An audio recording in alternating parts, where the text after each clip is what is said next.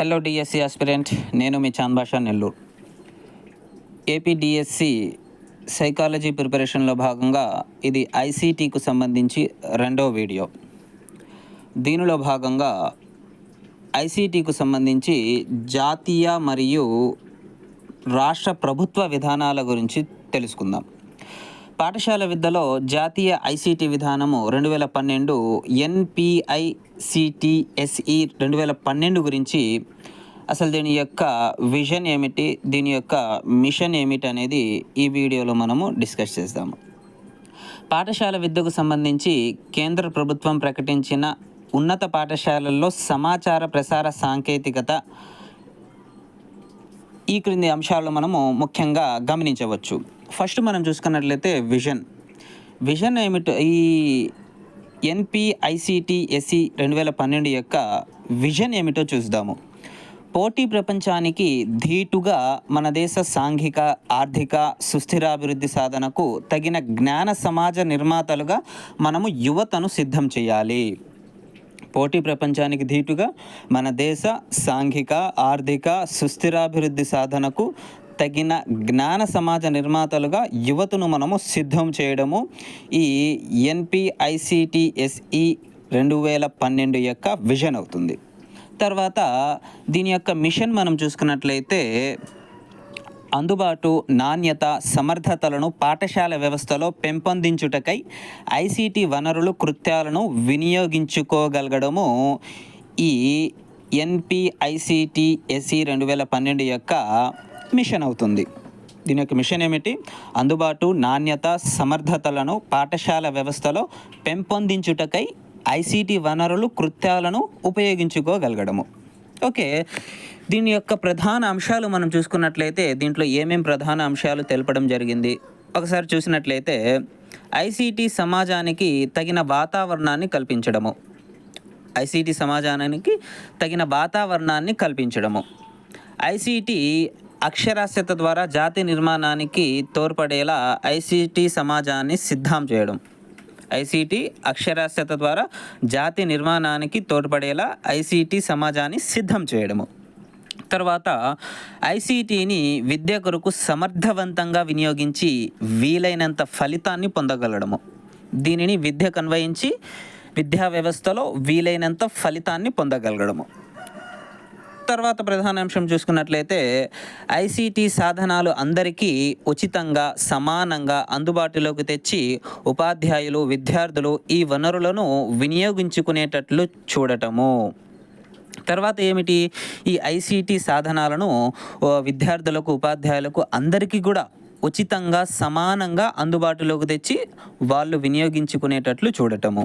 తర్వాత స్థానికంగా అభివృద్ధి పరచబడిన అంశాలను డిజిటల్ వనరుల ద్వారా ఉపాధ్యాయులు, విద్యార్థులు ఇతరులతో పంచుకోగలగడము దీని యొక్క ప్రధాన అంశాలు. తర్వాత ప్రధాన అంశం చూసుకున్నట్లయితే బోధనోపకరమైన వృత్తిపరమైన నైపుణ్యాల పెంపుదలకై ఉపాధ్యాయులను, నిపుణులను పాఠశాలలకు అనుసంధానము చేయడము. తర్వాత ఈ ఐసీటీ డెవలప్మెంట్ కోసం ఏంది, పాఠశాలలో మనకు ఉపాధ్యాయులకు, నిపుణులను పాఠశాలకు అనుసంధానం చేయడం వల్ల ఈ ఐసీటీని మనము అభివృద్ధి పరచవచ్చు. తర్వాత పాఠశాల విద్యలో ఐసీటీని సమర్థవంతంగా వినియోగించుటకు అవసరమైన పరిశోధనలు, ప్రయోగాలు, మూల్యాంకనాలు నిర్వహించడము. ఈ ఐసీటీని మనము పాఠశాలలో సమర్థవంతంగా నిర్వహించడానికి మనం ఏం చేయాలి? పరిశోధనలు, ప్రయోగాలు, మూల్యాంకనాలు మనము చేస్తూ ఉండాలి. తర్వాత ఐసీటీ ప్రయోజనాలు, పరిమితులు, ప్రమాదాల గురించి విమర్శనాత్మకత అవగాహనను మనము పెంపొందించడము. పాఠశాలలో మనం విద్యార్థులకు ఏం చేయాలి? ఈ ఐసీటీకి సంబంధించి ప్రయోజనాలు, పరిమితులు, ప్రమాదాల గురించి విమర్శనాత్మకమైన అవగాహనను పెంపొందించాలి. అప్పుడు మాత్రమే ఈ ఐసీటీ అనేది పాఠశాలల్లో అభివృద్ధి చెందడం జరుగుతుంది. తర్వాత ఈ ఐసీటీకి సంబంధించి రాష్ట్ర ప్రభుత్వ విధానాలు ఏ విధంగా ఉన్నాయి అనేది చూద్దాము.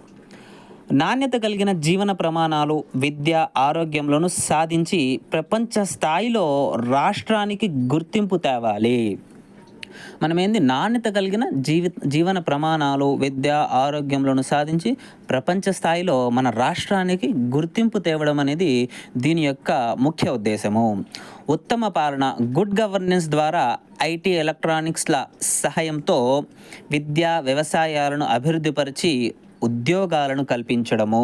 దీని యొక్క మరొక అంశం ఏమిటి? గుడ్ గవర్నెన్స్ అంటే ఉత్తమ పాలన ద్వారా మనం ఐటీ, ఎలక్ట్రానిక్స్ రంగం యొక్క సహాయంతో విద్యలో, అదేవిధంగా వ్యవసాయ రంగాలలో అభివృద్ధిపరిచి ఉద్యోగాలను కల్పించాలి. తర్వాత మారుతున్న సాంకేతిక పరిజ్ఞానానికి అనుగుణంగా సిలబస్, కోర్సులు, కరికులంను మార్చి అవసరాలకు పనికి వచ్చేలా విద్యా వ్యవస్థను మనం రూపొందించాలి. అంటే ఈ ఐసీటీకి సంబంధించి మన విద్యా వ్యవస్థలో అవసరమైనవే పెట్టాలి. అనవసరమైనవి ఏవంటే అవి పెట్టి సమయాన్ని వృధా చేయకుండా అవసరమైనవి విద్యార్థులకు వాళ్ళ యొక్క భవిష్యత్తులో ఏవైతే అవసరం ఉంటాయో వాటినే చేర్చి చక్కగా బోధించడం వల్ల వాళ్ళు ఫ్యూచర్‌లో వాళ్ళు మంచి భవిష్యత్తును సాధించడం జరుగుతుంది. తర్వాత బోధనలో నైపుణ్యాలను బోధకులకు ఐసీటీ సాయంతో అందించడము. మనం బోధించేటప్పుడు విద్యార్థులకు నైపుణ్యాలను బోధకులకు ఐసీటీ సహాయంతో అందించాలి.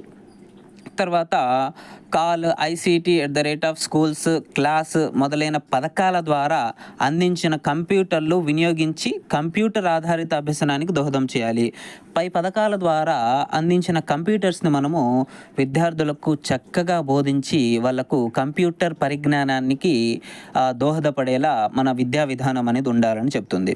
తర్వాత డిజిటల్ వనరులను వినియోగించి సమర్థవంతమైన బోధనను పాఠశాలలో నిర్వహించేలా తగు చర్యలు చేపట్టాలి. విద్యా వ్యవస్థలో మనం ఏ విధంగా బోధించాలి విద్యార్థులకు? డిజిటల్ బోధన చేయాలి.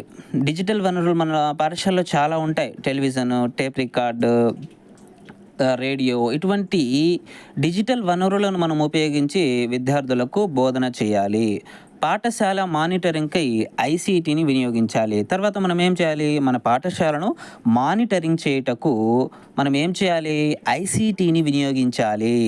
తర్వాత వీడియో కాన్ఫరెన్స్‌లు, టెలికాన్ఫరెన్స్‌ల ద్వారా ఉపాధ్యాయులకు, పర్యవేక్షకులకు శిక్షణలు, సూచనలు ఇవ్వడము. ఈ ఐసీటీకి సంబంధించి వీడియో కాన్ఫరెన్స్‌ల ద్వారా, టెలికాన్ఫరెన్స్‌ల ద్వారా ఉపాధ్యాయులకు, అదేవిధంగా పర్యవేక్షకులకు శిక్షణలు, తగు సూచనలు ఇవ్వాలి. తద్వారా వాళ్ళు ఎప్పటికప్పుడు అప్డేట్ అవుతూ ఉంటారు. తర్వాత ఉపాధ్యాయులు, విద్యార్థులు పనితీరును మదింపు సూచిక ద్వారా ఐసీటీని ఉపయోగించి ఎప్పటికప్పుడు వాళ్ళ యొక్క ప్రగతిని మనము మదింపు చేయాలి. అంటే ఉపాధ్యాయుడు విద్యార్థుల యొక్క ప్రగతిని ఎప్పటికప్పుడు ఈ ఐసీటీ సాధనాలను ఉపయోగించి మదింపు చేస్తూ ఉండాలి. జవాబుదారీతనము, పారదర్శకత్వము పెంపొందించడము. ఈ ఐసీటీకి సంబంధించి పాఠశాలల్లో జవాబుదారీతనము, పారదర్శకత్వం అనేది పెంపొందిస్తూ ఉండాలి. ప్రతి ఇంటిలో కనీసం ఒకరిని లిటరేట్‌ను మనము తయారు చేయడం అనేది ఈ ఐసీటీ యొక్క ముఖ్య ఉద్దేశము. ప్రతి ఇంట్లో కూడా మనము ఈ ఐసీటీకి సంబంధించి, ఇన్ఫర్మేషన్ అండ్ కమ్యూనికేషన్ టెక్నాలజీకి సంబంధించి లిటరేట్ అంటే ఎలక్ట్రానిక్ లిటరేట్‌ని మనము ప్రతి ఇంటిలో కూడా రెడీ చేయడము దీని యొక్క ప్రధాన లక్ష్యము. తర్వాత ఐసీటీ ఆధారిత అభ్యసన ప్రక్రియలు, అభ్యసన వాతావరణాన్ని కల్పించడము. ఐసీటీ ఆధారిత అభ్యసన ప్రక్రియలు మరియు అభ్యసన వాతావరణాన్ని కల్పించడము. పాఠశాల విద్యలో గుణాత్మకతను, బోధనా సమర్థతను పెంపొందించుటకై వివిధ రకాల ఐసీటీ వనరులను ఉపయోగించి తరగతి గదిలో అభ్యసన వాతావరణాన్ని మనం కల్పించాలి. మన పాఠశాలలో ఐసీటీ సాధనలను, ఐసీటీ వనరులను ఉపయోగించి తగిన గుణాత్మకమైన బోధనా సమర్థతను పెంపొందించుటకై ఈ ఐసీటీ సాధనాలను మనము, వనరులను ఉపయోగించాలి. పాఠ్యాంశాలకు సంబంధించిన స్వీయ అధ్యయన సామాగ్రి, మల్టీమీడియా మెటీరియల్, కృత్రిమ తరగతి గది బోధన అంటే వర్చువల్ క్లాస్ రూమ్, సిమ్యులేషన్స్ వంటి ప్రక్రియలను వినియోగించగలిగే వివిధ రకాల ఐసీటీ సాధనలు మనకు లభ్యమవుతున్నాయి. ప్రతి పాఠశాలలో కూడా ఈ ఐటీసీకి సంబంధించి అనేక బోధనోపకరణాలు ప్రతి పాఠశాలలో కూడా లభ్యమవుతున్నాయి. అయితే వీటిని మనము సరిగ్గా ఉపయోగించగలగాలి. తర్వాత ఉపాధ్యాయుడు తమకు అందుబాటులో ఉన్న ఐసీటీ వనరులను మొదటగా గుర్తించి పాఠ్యాంశాలకు తగిన వనరులను ఎన్నుకోవాల్సి ఉంటుంది ఇక్కడ. ఈ క్రమంలో కొత్త ఐసీటీ వనరులను తానే స్వయంగా లేదా సహచరుల సహాయంతో రూపొందించుకోవడానికి కూడా ఉపాధ్యాయుడు సంసిద్ధంగా ఉండవలసి ఉంటుంది. అంటే ఉపాధ్యాయుడు తన పాఠశాలలో ఉండే ఐసీటీ వనరులను ఉపాధ్యాయుడు చాలా చక్కగా గ్రహించి ఎప్పుడు ఏది అవసరం అవుతుందో దాన్ని ఉపయోగించుకోగలగాలి. చాలా వరకు పాఠశాలల్లో ఎడ్యుశాట్ టెర్మినల్, డిటిహెచ్ సౌకర్యం కల్పించబడింది. తద్వారా మన టీవీ, దూరదర్శన్ మొదలగు ఛానల్స్ ద్వారా ప్రత్యక్ష పరోక్ష పద్ధతులలో పాఠాలు బోధించబడుతున్నాయి. వీటిని విద్యార్థులు 100% అందుబాటులోకి తేవలసిన అవసరం ఉంది. మన పాఠశాలలో ఎడ్యుశాట్ టెర్మినల్ అదేవిధంగా డిటిహెచ్ సౌకర్యం ద్వారా మన టీవీ, దూరదర్శన్ మొదలగు ఛానల్స్ ద్వారా పిల్లలకు ప్రత్యక్షంగా అదేవిధంగా పరోక్షంగా పాఠాలు అనేవి బోధించబడుతున్నాయి. అయితే వీటిని ఉపాధ్యాయులు విద్యార్థులకు 100% అదేవిధంగా వాళ్ళు ఉపయోగించుకునే విధంగా ఉపాధ్యాయులు చేయాలి. తర్వాత టీవీ, రేడియో కార్యక్రమాలను పిల్లలు కాల నిర్ణయ పట్టిక ద్వారా, టైం టేబుల్ ద్వారా చొప్పించి వారిని సద్వినియోగం చేయాలి. ప్రతి పాఠశాలలో కూడా ఈ టీవీ, రేడియోలు ఉన్నాయి కదా, ఆ టీవీ, రేడియోలో విద్యార్థులకు సంబంధించి అనేక కార్యక్రమాలు వస్తుంటాయి. అయితే ఈ కార్యక్రమాలను విద్యార్థులు సరైన విధంగా సద్వినియోగం చేసుకునే విధంగా ఉపాధ్యాయుడు చేయాలి. తర్వాత కాల్ ప్రోగ్రాం ద్వారా పాఠశాలలకు కంప్యూటర్లు సరఫరా చేయబడ్డాయి. ప్రతి కాల్ పాఠశాలలకు చుట్టుపక్కల గల ఈ ప్రాథమిక పాఠశాలలో 200 మంది పిల్లలకు మించకుండా అనుసంధానం చేయబడ్డాయి. వాటిని వినియోగించుకునేందుకు తగిన ప్రణాళికలను సిద్ధం చేసి అమలుపరచాలి. ఈ కాల్ ప్రోగ్రాం ద్వారా ప్రతి పాఠశాలలకు కూడా కంప్యూటర్లను సరఫరా చేయబడ్డాయి. ఈ కంప్యూటర్లను విద్యార్థులు సరైన విధంగా సద్వినియోగం చేసుకునే విధంగా ఉపాధ్యాయుడు ఎంతైనా చేయాల్సిన అవసరం ఉంది. కాల్లో భాగంగా ఇవ్వబడిన 64 సీడీలు, వాటిలో ఉన్న పాఠాలు తెలుసుకొని విషయాల వారీగా ఎంపిక చేసుకొని విద్యార్థులకు చూపించాలి. ప్రస్తుతము 12 పూర్తి సీడీలుగా ఇవి లభిస్తున్నాయి. ఈ కాల్ ప్రోగ్రాంలో భాగంగా 64 సీడీలు ప్రతి పాఠశాలకు ఇవ్వడం జరిగింది. ఓకేనా. దీంట్లో ఈ 64 విషయాలు ఏ విషయాలు ఉన్నాయి, విషయాల వారీగా మనం దాన్ని విభజించి పిల్లలకు అందించాలి. ఈ సీడీలు అనేవి ప్రస్తుతము 12 సీడీలుగా రూపొందించి విద్యార్థులకు అందించడం జరుగుతుంది. ఆన్లైన్లో విద్యార్థులకు అభ్యసన అనుభవాలను అందించే ఈ లెర్నింగ్ విధానం ద్వారా కూడా అభ్యసన ప్రక్రియలు కల్పించవచ్చు. ఉపాధ్యాయుడు ఆన్లైన్లో విద్యార్థులకు ఈ లెర్నింగ్ ప్లాట్ఫామ్ ద్వారా కూడా విద్యార్థులకు బోధనాభ్యసన అనుభవాలను అందించవచ్చు. ప్రతి పాఠశాలలకు బ్రాడ్బ్యాండ్, వైఫై ద్వారా ఇంటర్నెట్ సేవలను అందించడం ద్వారా యూట్యూబ్ వీడియోల ద్వారా కొన్ని క్లిష్టమైన అంశాలను కూడా సులభంగా అర్థమయ్యే విధంగా బోధించవచ్చు. ప్రతి పాఠశాలకు కూడా ఇప్పుడు ఏపీ ఫైబర్ నెట్కు సంబంధించి వైఫై అనేది ఫ్రీగా ఇవ్వడం జరుగుతుంది.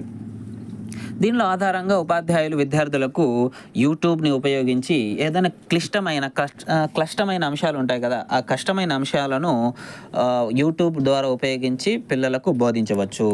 తర్వాత ఆన్లైన్ ఫోరంల ద్వారా విద్యార్థులు, ఉపాధ్యాయులు తమ అభిప్రాయాలను ఇతరులతో పంచుకోవచ్చు. నిపుణులు సలహాలు, సూచనలు పొందవచ్చు. సందేహాలను నివృత్తి చేయవచ్చు. ఈ ఆన్లైన్ ప్లాట్ఫామ్ ద్వారా ఏమిటంటే ఉపాధ్యాయులు, విద్యార్థులు నిపుణుల యొక్క సలహాలు, సూచనలను తీసుకొని వారి యొక్క సందేహాలను నివృత్తి చేసుకోవచ్చు. తర్వాత ఇంటర్నెట్తో అనుసంధానం చేయబడి అందరికీ ఆన్లైన్ క్లాస్ రూమ్ ద్వారా జరిగే బోధనలకు వర్చువల్ క్లాస్ రూమ్ అంటాము. అంటే ఇంటర్నెట్ సహాయంతో అందరూ కలిసి ఆన్లైన్ క్లాస్ రూమ్ ద్వారా జరిగే బోధనలను మనం ఏమంటాము? వర్చువల్ క్లాస్ రూమ్ అంటాము. దీన్ని మనం ఏమంటాము? వర్చువల్ క్లాస్ రూమ్ అంటాము. అయితే వీడియో బేస్డ్ కోర్సులు, ఆడియో యానిమేటెడ్ కోర్సులు మొదలగునవి ఈ పద్ధతిలో అందించబడుతున్నాయి. అంటే ఇప్పుడు మనము ఆన్లైన్లో వినేటటువంటి క్లాసెస్ మొత్తము కూడా వర్చువల్ క్లాసెస్ కిందకు రావడం జరుగుతుంది.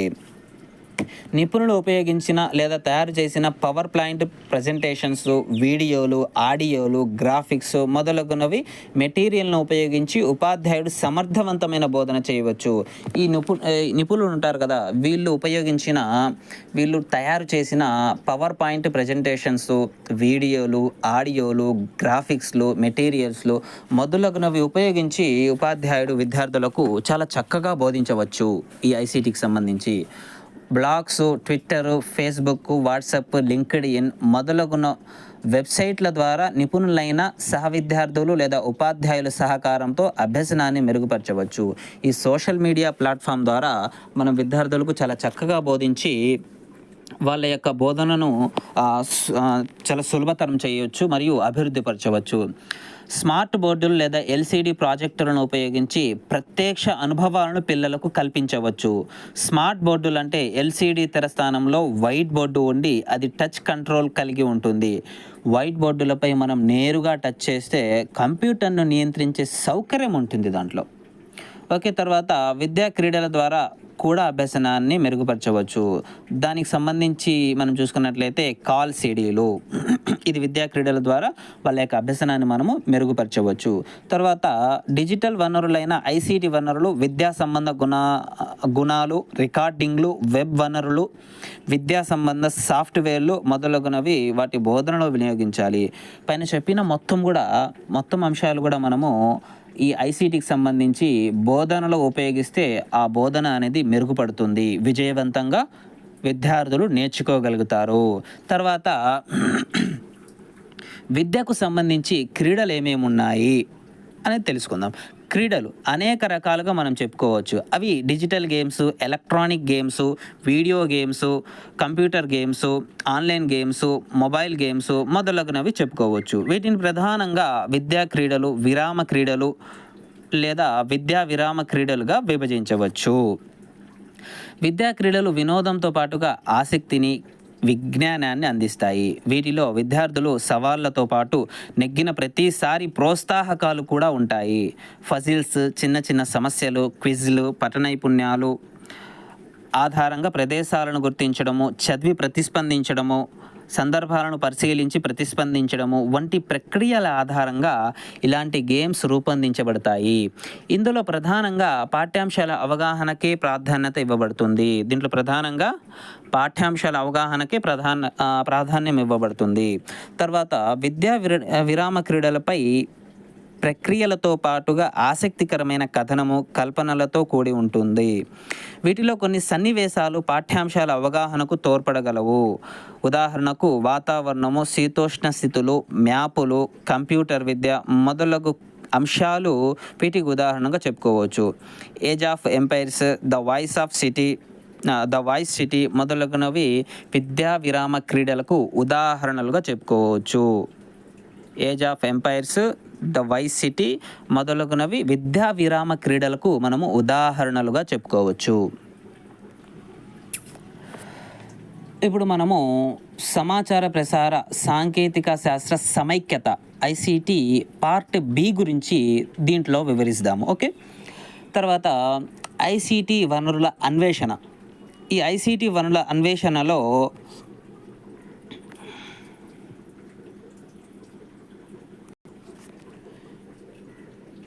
ఈ ఐసీటీ యొక్క ఉపయోగాలు చూద్దాము. ఐసీటీ సామాగ్రి ఏర్పాటు వలన వనరుల కల్పన, తగిన శిక్షణ ఈ విధానంలో ఉంటాయి. మల్టీమీడియా కంప్యూటర్లు, టీవీ మొదలైన ఐసీటీ సాధనాల వల్ల విద్యార్థులు ప్రేరణ పొందుతారు, వాస్తవికతను ప్రతిబింబిస్తుంది, అదేవిధంగా అభ్యసనానికి ప్రేరణ కలుగుతుంది. ఈ ఐసీటీ వనరుల ద్వారా విద్యార్థులు ఏం పొందుతారు? ఈ మల్టీమీడియా కంప్యూటర్లు, టీవీలు, టేప్ రికార్డులు, రేడియోలు మొదలగు ఐసీటీ సాధనాల వల్ల విద్యార్థులు ప్రేరణ పొందుతారు, వాస్తవికత అనేది ప్రతిబింబిస్తుంది, అభ్యసనానికి ప్రేరణ కలుగుతుంది. ఇక్కడ ఐసీటీ సమైక్యత వినియోగం వల్ల విద్యార్థులు స్వేచ్ఛగా తమ సామర్థ్యాలకు అనుగుణంగా అభ్యసిస్తారు. ఐసీటీ అందించే ప్రేరణ వల్ల వారి సాధన స్థాయి పెరుగుతుంది. ఐసీటీ వనరుల ద్వారా ప్రపంచంలోని ఇతర ప్రాంతాల్లోని విద్యా విధానంలో జరుగుతున్న నూతన మార్పులు, వసతుల కల్పనలో నవీకరణ తదితర అంశాలు తెలుసుకొని ఏర్పాటు చేయుటకు తోడ్పడుతుంది. ఐసీటీ సాధనాల ద్వారా విద్యార్థులు తమ అభిరుచులు, సామర్థ్యాలకు అనుగుణంగా తగిన జ్ఞానాన్ని వేగంగా, ఖచ్చితంగా పొందుతారు. తర్వాత ఈ సమాచార ప్రసార సాంకేతికత వనరులు చూద్దాము. ఐసీటీ వనరులు ప్రధానంగా 2 రకాలు. ఒకటి హార్డ్వేర్ వనరులు, రెండవది సాఫ్ట్వేర్ వనరులు. ఈ హార్డ్వేర్ వనరులకు సంబంధించి వాటి కింద ఏ ఏ వనరులు వస్తాయో ఇప్పుడు మనము ఒక్కొక్క దాని గురించి క్లియర్గా డిస్కస్ చేద్దాము. మొదటిది చూసుకున్నట్లయితే రేడియో మరియు టెలివిజన్. ఈ రేడియో మరియు టెలివిజను హార్డ్వేర్ వనరుల కిందకు రావడం జరుగుతుంది. రేడియో టెలివిజన్ కార్యక్రమాలు సులువుగా చౌకగా లభించడమే కాక అన్ని ప్రాంతాలకు చొచ్చుకుపోయి విద్యార్థులకు సమాచారాన్ని అందిస్తాయి. సులభంగా లభించే బోధన వనరులుగా వీటిని మనము చెప్పుకోవచ్చు. ఈ రేడియో మరియు టెలివిజన్ అనేవి ప్రతి ప్రాంతానికి సులువుగా అందుబాటులో ఉంటాయి. ఇవి మనకు సులభంగా లభించేటటువంటి బోధనా వనరులుగా వీటిని మనము చెప్పుకోవచ్చు. ఓకే, ఈ రేడియో మరియు టెలివిజన్ అనేవి దేని కిందకు రావడం జరుగుతుంది? ఇది హార్డ్వేర్ వనరుల కిందకు రావడం జరుగుతుంది. ఇది అందరికీ చౌకగా చాలా సులభంగా ప్రతి ప్రాంతంలో ఇవి అందుబాటులో ఉండడం జరుగుతుంది. తర్వాత రెండోది మనం చూసుకున్నట్లయితే కంప్యూటర్ మరియు ఇంటర్నెట్. రెండో హార్డ్వేర్ వనరు ఏంటి? కంప్యూటర్ మరియు ఇంటర్నెట్. బోధన అభ్యసన ప్రక్రియలో కీలకమైన స్థానం వీటిది. వీటి ద్వారా ప్రజెంటేషన్స్, డెమోనిస్ట్రేషన్స్, మ్యానిపులేషన్స్ చేయవచ్చు. సిమ్యులేషన్స్, ట్యుటోరియము, వర్చువల్ ల్యాబొరేటరీలు, విజువలైజేషన్లు, ఈ గ్రాఫికల్ రిప్రజెంటేషన్స్లో చేపట్టవచ్చు. ఈ కంప్యూటర్లు, ఇంటర్నెట్ల ద్వారా మనము అతి కష్టమైన విషయాన్ని, మనకు తెలియని అర్థం కాని విషయాన్ని కూడా మనము చాలా సింపుల్ విధానంలో, సులువైన విధానంలో, ఓకేనా, ప్రజెంటేషన్స్ విధానంలో, డెమోనిస్ట్రేషన్స్ విధానంలో, మ్యానిపులేషన్స్ విధానంలో మనము సింపుల్ విధానంలో నేర్చుకోవచ్చు. తర్వాత మూడో హార్డ్వేర్ వనరు చూసుకున్నట్లయితే ఇంటరాక్టివ్ బోర్డు లేదా స్మార్ట్ బోర్డులు. స్మార్ట్ బోర్డును టచ్ కంట్రోల్తో సాధారణ కంప్యూటర్ బాగా వాడవచ్చు. ఈ స్మార్ట్ బోర్డును మనము టచ్ కంట్రోల్తో సాధారణ కంప్యూటర్ బాగా వాడవచ్చు. స్మార్ట్ బోర్డులో ఇంటరాక్టివ్ బోర్డు, కంప్యూటర్, ప్రొజెక్టర్లు ఉంటాయి. దీనిలో డీవీటీ అంటే ఫుల్ ఫామ్ ఏమిటి? DVT digital vision touch. ఎగ్జామ్స్లో మనకు ఫుల్ ఫామ్స్ అడగడానికి చాలా ఆస్కారం ఉంది. ప్రతి ఎగ్జామ్లో కూడా ఫుల్ ఫామ్ అడగడానికి ఆస్కారం ఉంది.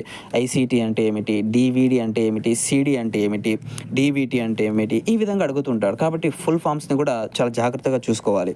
తర్వాత డివిటి అంటే ఏమిటి? డివిటి అంటే డిజిటల్ విజన్ టచ్ పరిజ్ఞానము మరియు యాక్టివ్ డిజిటైజర్ వాడతారు. స్మార్ట్ బోర్డు బోధనకు, శిక్షణకు, ప్రజెంటేషన్లకు ఇవ్వడానికి వీటిని ఉపయోగిస్తాము. ఎక్కువ సమాచారము సమిష్టిగా పనిచేసే అవకాశాల వలన దీనికి గతిశీలత ఎక్కువగా ఉంటుంది. ఈ ఇంటరాక్టివ్ బోర్డులు, స్మార్ట్ బోర్డులు మనము ఎక్కువగా ఉపయోగించడము, అదే దీంట్లో మనము ఎక్కువ సమాచారాన్ని సమిష్టిగా పనిచేసే అవకాశం ఉండడం వల్ల దీనికి గతిశీలత అనేది ఎక్కువగా ఉంది. ఈ హార్డ్వేర్ వనరుల్లో నాలుగవది సిడి లేదా డివిడి. సిడి అంటే కంపాక్ట్ డిస్క్. ఇది మొన్న జరిగిన టెట్ ఎగ్జామ్లో వీటి ఇవ్వడం జరిగింది. సిడి యొక్క ఫుల్ ఫామ్ అడిగాడు కాబట్టి తప్పకుండా వీటిని మనం గుర్తుపెట్టుకోవాలి. సిడి అంటే ఏమిటి? సిడి అంటే కంపాక్ట్ డిస్క్. సిడిని మనం ఏమంటాము? కంపాక్ట్ డిస్క్ అంటాము. ఓకే, తర్వాత డివిడి అంటే ఏంది? డిజిటల్ వెర్సటైల్ డిస్క్ లేదా డిజిటల్ వీడియో డిస్క్. సిడి అంటే ఏమిటి? Compact disc. తర్వాత డివిడి అంటే డిజిటల్ వెర్సటైల్ డిస్క్ లేదా డిజిటల్ వీడియో డిస్క్ అంటాము. ఇవి మీరు తప్పకుండా గుర్తుపెట్టుకోవాలి. నిన్న జరిగిన ఎగ్జామ్లోనే ఈ సిడి గురించి ఇవ్వడం జరుగుతుంది. ఓకే, తర్వాత రేపు ఇవ్వడానికి ఆస్కారం ఉన్న బిట్లలో కూడా ఇవి ముఖ్యమైనవి కాబట్టి మీరు చాలా జాగ్రత్తగా గుర్తుపెట్టుకోవాలి. వివిధ జ్ఞప్తి నిల్వ సామర్థ్యాలను కలిగి ఉంటాయి. సిడి నిల్వ సామర్థ్యము 700 MB అయితే డివిడి నిల్వ సామర్థ్యము 4.7 GB ఉంటుంది. ఇది కూడా అడగడానికి ఆస్కారం ఉన్న బిట్టు. సిడి యొక్క నిల్వ సామర్థ్యం ఎంత అని. సిడి యొక్క నిల్వ సామర్థ్యము 700 MBలో అవుతాయి. తర్వాత ఈ డివిడి యొక్క నిల్వ సామర్థ్యం ఎంత? 4.7 GB అవుతుంది. తర్వాత సిడి డివిడీలు డేటా స్టోరేజ్ కొరకు తయారు చేసిన నిల్వ విధానాలు. ఇవి సమాచారాన్ని నిల్వ ఉంచడానికి తయారు చేసిన హార్డ్వేర్ వనరులే సిడి లేదా డివిడి. సిడి అంటే ఏమిటి? Compact disc. డివిడి అంటే ఏమిటి? Digital versatile disc. తర్వాత ఈ హార్డ్వేర్ వనరుల్లో ఐదవది ప్రాజెక్టర్ల గురించి చూద్దాము. ఏదైనా చిత్రంను లేదా వీడియోను పెద్దదిగా చేసి తెర మీద చూపించడానికి వాడేదే ప్రాజెక్టర్లు. ఏదైనా ఒక చిత్రాన్ని లేదా వీడియోని పెద్దదిగా చేసి తెర మీద చూపించడానికి ఉపయోగపడేది ప్రాజెక్టర్లు. దీనికి ఉదాహరణ మనం చూసుకున్నట్లయితే OPEC projector, over head projector, slide projector, LCD, DLP, అదేవిధంగా డిజిటల్ ప్రాజెక్టరు. వీటిని మనం ఉపయోగించి ఒక వీడియోను లేదా ఒక చిత్రాన్ని తెర మీద పెద్దదిగా చూపించి ప్రేక్షకులకు చూపించడానికి ఆస్కారం ఉంటుంది. తర్వాత OPEC projector, over head projector, slide projector. ఇక్కడ ఎల్సిడి అంటే ఏమిటి, అదేవిధంగా డిఎల్పి అంటే ఏమిటి, వీటి యొక్క ఫుల్ ఫామ్ అడగడానికి ఆస్కారం ఉంది. కాబట్టి ఎల్సిడి అంటే ఏమిటి, లిక్విడ్ క్రిస్టల్ డిస్ప్లే. ఎల్సిడి అంటే ఏమిటి, లిక్విడ్ క్రిస్టల్ డిస్ప్లే. తర్వాత డిఎల్పి అంటే ఏమిటి, డిజిటల్ లైట్ ప్రాసెసింగ్. డిఎల్పి అంటే ఏమిటి, డిఎల్పి అంటే డిజిటల్ లైట్ ప్రాసెసింగ్. వీటిని ఉపయోగించి మనం ఏం చేస్తాము, ఒక చిత్రాన్ని లేదా వీడియోని పెద్దదిగా చేసి తెర మీద చూపిస్తాము ఈ 6 ప్రాజెక్టులను ఉపయోగించి. తర్వాత చూసుకున్నట్లయితే సాఫ్ట్వేర్ వనరులు అంటే ఏంది, ఆ సాఫ్ట్వేర్ వనరుల్లో ఏ రకాలు ఉన్నాయి ఒకసారి దాని గురించి డిస్కస్ చేసాం. సాఫ్ట్వేర్ వనరుల్లో మొదటిది ఆడియో సాఫ్ట్వేర్. ఈ ఆడియో సాఫ్ట్వేర్లు రికార్డు చేయడానికి, వినడానికి, ఎడిట్ చేయడానికి, ట్రాక్లు మిస్ చేయడానికి అందుబాటులో ఉన్నాయి. వీటిలో కొన్ని ఫ్రీగా లభిస్తాయి, మరికొన్ని కొనుక్కోవలసి ఉంటుంది. Sony creative software, wave pad audio editing, mix pad మొదలగునవి వీటికి ఉదాహరణ. ఈ ఆడియో సాఫ్ట్వేర్లు అనేవి ఏదైనా ఒక అంశాన్ని రికార్డు చేయడానికి, వినడానికి, ఎడిట్ చేయడానికి, ట్రాక్లు మిక్స్ చేయడానికి అందుబాటులో ఉన్నాయి. ఇవి కొన్ని మనకు ఫ్రీగా లభిస్తాయి, అదేవిధంగా కొన్ని డబ్బులు పెట్టి కొనవలసి ఉంటుంది. దీనికి ఉదాహరణ చూసుకున్నట్లయితే Sony creative software, wave pad audio editing, mix pad మొదలగునవి వీటికి ఉదాహరణలుగా చెప్పుకోవచ్చు. తర్వాత ఈ సాఫ్ట్వేర్ వనరుల్లో రెండవది వీడియో సాఫ్ట్వేర్. రికార్డు చేయడానికి, చూడటానికి, ఆడియో వీడియోలను మిక్స్ చేయడానికి ఉపయోగపడతాయి. మైక్రోసాఫ్ట్, యాపిల్ మొదలగునవి ఆపరేటింగ్ సిస్టమ్లలో వీడియో సాఫ్ట్వేర్లు ఉంటాయి. అడ్వాన్స్డ్ వీడియో సాఫ్ట్వేర్లను కనుక్కోవాలి. ఉదాహరణకు VLC video player, MX player, Windows Movie Maker, Adobe Photoshop, Freemake Video Downloader మొదలగునవి ఈ వీడియో సాఫ్ట్వేర్లకు ఉదాహరణలుగా చెప్పుకోవచ్చు. తర్వాత ఈ సాఫ్ట్వేర్ వనరుల్లో మూడవది బహుళ మాధ్యమ లేదా మల్టీమీడియా సాఫ్ట్వేర్.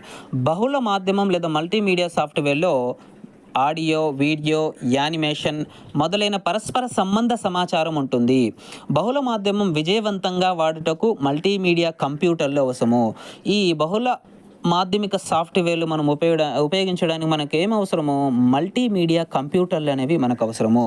మామూలు కంప్యూటర్లు పరికరాలతో పాటుగా కెమెరా, స్పీకర్లు, ఇంటర్నెట్, మల్టీమీడియా సాఫ్ట్వేర్లు ఉండాలి.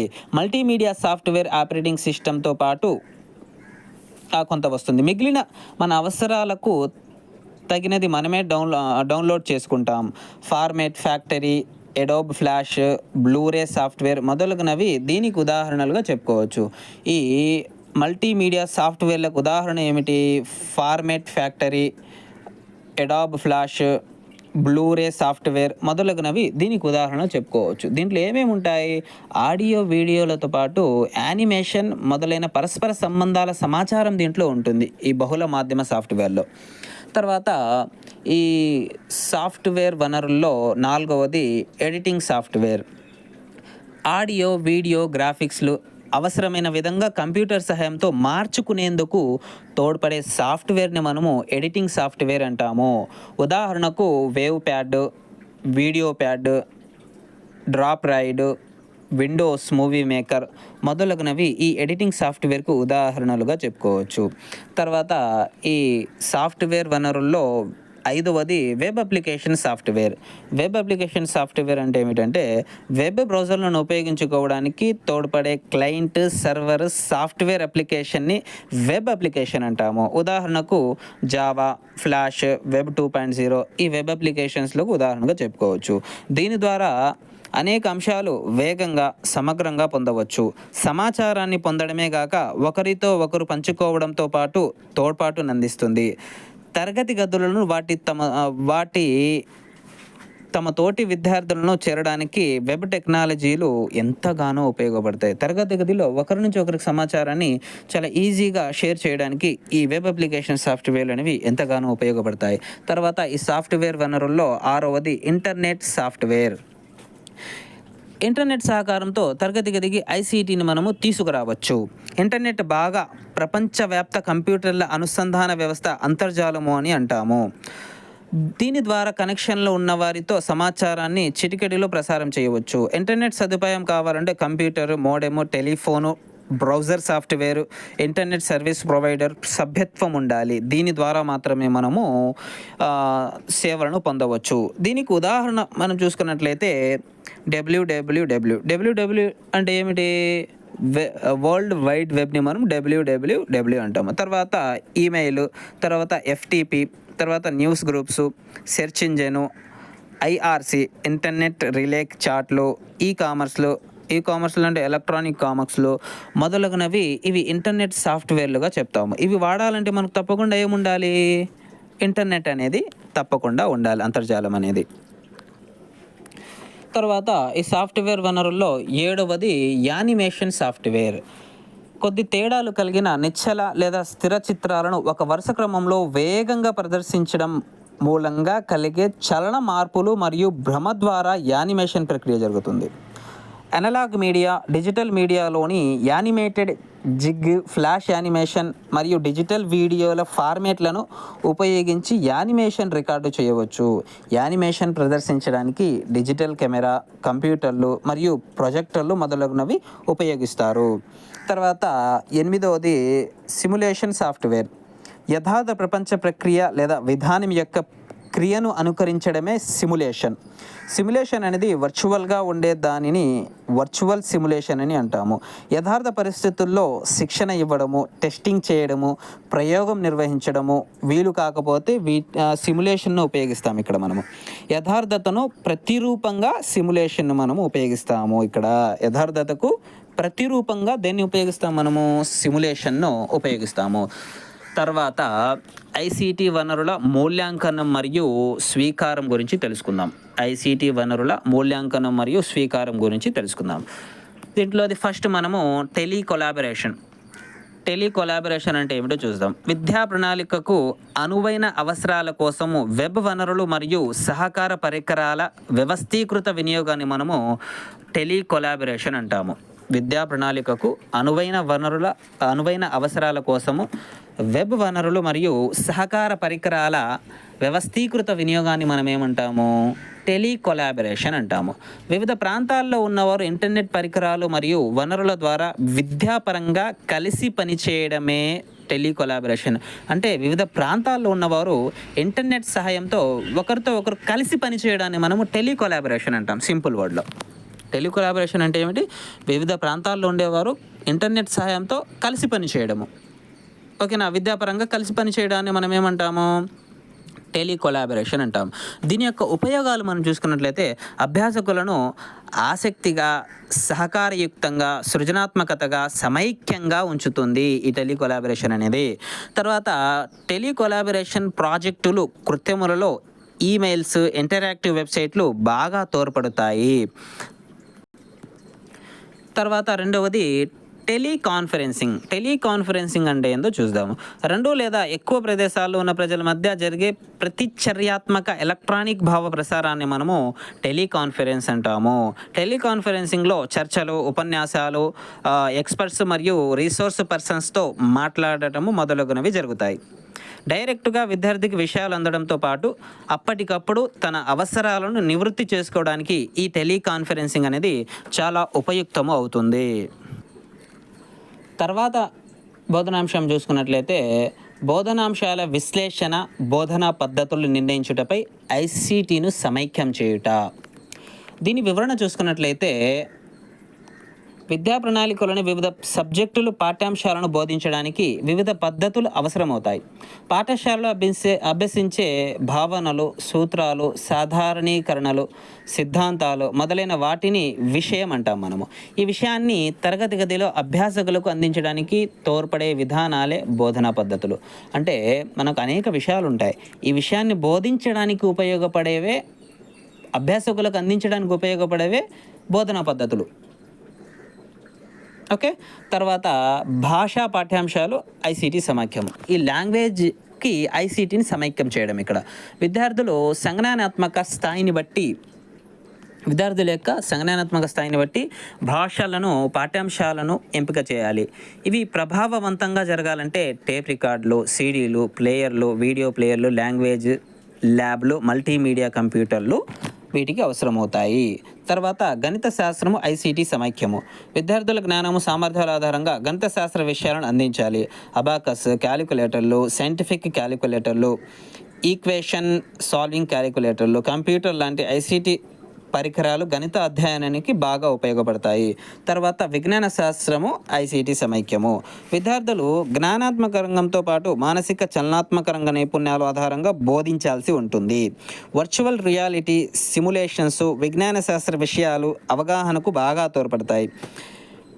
కంప్యూటర్లు, ల్యాబ్లు, డేటాబేస్లు, వెబ్ కెమెరాలు, ఆన్లైన్ మెటీరియల్ మొదలగున ఐసీటీ సాధనాలు విజ్ఞాన శాస్త్ర విషయాలు విద్యార్థులకు చేర్చడంలో ఎంతగానో సహకరిస్తాయి. తర్వాత సామాజిక శాస్త్రం ఐసీటీ అనుసంధానం. సామాజిక శాస్త్రం విద్యార్థులకు అర్థవంతంగా, వాస్తవికంగా అందాలంటే ఐసీటీ పరికరాలైన ఆన్లైన్ మ్యాప్లు, డేటాబేస్లు, వికీలు, బ్లాగ్లు, ఆడియో, వీడియోలు బాగా తోడ్పడతాయి. ఈ విధంగా సబ్జెక్టులు పాఠ్యాంశాలను ప్రభావితంగా బోధించడానికి ఐసీటీ సాధనాలైన కంప్యూటర్లు, స్మార్ట్ ఫోన్లు, కెమెరాలు, స్మార్ట్ బోర్డులు, ప్రాజెక్టరు, బ్రాడ్కాస్టింగ్లు, వెబ్ పేజీలు, ఇంటర్నెట్, వర్చువల్ టూల్స్, వీకీలు, బ్లాగులు, యానిమేషన్స్, సిమ్యులేషన్స్ మొదలగునవి మనకు సహాయపడతాయి. తర్వాత ప్రత్యామ్నాయ బోధన పద్ధతులు మరియు ఐసీటీ హార్డ్వేర్, సాఫ్ట్వేర్ వనరులతో పాటుగా ప్రత్యామ్నాయ వనరులు, పద్ధతులు ఉపయోగించడం వల్ల బోధనాభ్యసన ప్రక్రియ మరింత ప్రేరేపితమవుతుంది. ఈ ప్రత్యామ్నాయ పద్ధతులు ఏమేమి ఉన్నాయో ఒకసారి చూద్దాము. ఫస్ట్ వీకీలు, బ్లాగులు, పోడ్కాస్టులు, వెబ్ టూల్స్ మొదలగునవి ఈ ప్రత్యామ్నాయ పద్ధతులకు ఉదాహరణలో చెప్పుకోవచ్చు. నిర్మాణాత్మక ఉపగమాలతో ఐసీటీ అనుసంధానం చేయడం ద్వారా అభ్యాసకులలో జ్ఞాన నిర్మాణాన్ని మనము చేయవచ్చు. స్కఫోల్డింగ్ పద్ధతిని అభ్యసించడానికి తోడ్పడే ఐసీటీ సాంకేతిక వనరులు, పరికరాలు. ఈ స్కఫోల్డింగ్ పద్ధతిని బోధించడానికి మనకు విద్యార్థులకు ఏ సాంకేతిక వనరులు, పరికరాలు ఉపయోగిస్తామో ఇక్కడ మనం చూద్దాము. బాహ్య ప్రపంచాన్ని క్రమంగా వదిలివేయడం ద్వారా విద్యార్థి ఒక సమస్యను పరిష్కరించడం, ఒక కృత్యాన్ని నిర్వహించడము, ఒక లక్ష్యాన్ని సాధించడంలో తోడ్పడే బోధనా పద్ధతిని మనం స్కఫోల్డింగ్ అంటాము. స్కఫోల్డింగ్ అంటే ఏమిటి? బాహ్య ప్రపంచాన్ని క్రమంగా వదిలివేయడం ద్వారా విద్యార్థి ఒక సమస్యను పరిష్కరించడము, కృత్యాన్ని నిర్వహించడము, లక్ష్యాన్ని సాధించడంలో తోడ్పడే బోధనా పద్ధతిని స్కఫోల్డింగ్ అంటాము. వైగోట్స్కి సూచించిన స్కఫోల్డింగ్ సిద్ధాంతములోని విదలనం పిల్లలతో జరగడానికి విజువల్ టెక్నాలజీ మరియు వర్చువల్ రియాలిటీ, నిజ జీవిత అనుభవాలు ఎంతగానో ఉపయోగపడతాయి. ఈ వెబ్ ఆల్వర్ సూచించిన స్కఫోల్డింగ్ వ్యూహాలు ఒకసారి చూద్దాము. చూపించడం ద్వారా చెప్పడము, మాట్లాడటానికి సమయాన్ని ఇవ్వడము, శబ్దకోశ బోధన, దృశ్య పరికరాలను ఉపయోగించడము, విరామము ప్రశ్నించడము, విరామము పునఃసమీక్ష. ఈ వ్యూహాల ద్వారా మనము విద్యార్థులకు ప్రత్యామ్నాయ పద్ధతుల ద్వారా బోధించవచ్చు. తర్వాత టాపిక్ మనం చూసుకున్నట్లయితే సైబర్ న్యాయాలు మరియు రక్షణ ఫ్రీవేర్లు. దీని గురించి చూద్దాము. కంప్యూటర్, ఇంటర్నెట్ అందుబాటులోకి వచ్చిన తర్వాత దానిని విరివిగా ఉపయోగించుకోవడంతో పాటుగా సైబర్ నేరాలు, మోసాలు అధికం కావడం వల్ల వాటిని నివారించడానికి సైబర్ న్యాయాలు మరియు రక్షణలు ఏర్పడ్డాయి. సైబర్ న్యాయం అంటే ఏమిటంటే ఇంటర్నెట్ వినియోగంలో గల అన్ని న్యాయపరమైన అంశాలను మనము సైబర్ న్యాయం అంటాం. సైబర్ న్యాయం అంటే ఏమిటి? ఇంటర్నెట్ వినియోగంలో గల అన్ని న్యాయపరమైన అంశాలను సైబర్ న్యాయం అంటాం. కంప్యూటర్లు, ఇంటర్నెట్ మరియు ఇతర నెట్వర్క్లను ఉపయోగించి నిర్వహించే కార్యకలాపాలకి సివిల్ మరియు క్రిమినల్ న్యాయాన్ని అన్వయించడాన్ని సైబర్ న్యాయం అంటాం. అంటే కంప్యూటర్లు ఉపయోగించి మనం చేసే కార్యకలాపాలకి సివిల్ మరియు క్రిమినల్ న్యాయాన్ని అన్వయించడాన్ని మనము సైబర్ న్యాయం అంటాము. సైబర్ న్యాయంలో అంశాలు ఏమిటి చూద్దాం ఒకసారి. Internet access, internet usage, freedom of expression, తర్వాత copyright, open source licence, data privacy, cyber terrorism, credit card crimes, online gambling మొదలైనవి ఈ సైబర్ న్యాయంలో ఉండేటటువంటి అంశాలు. తర్వాత సైబర్ రక్షణ అంటే ఏమిటో చూస్తాము.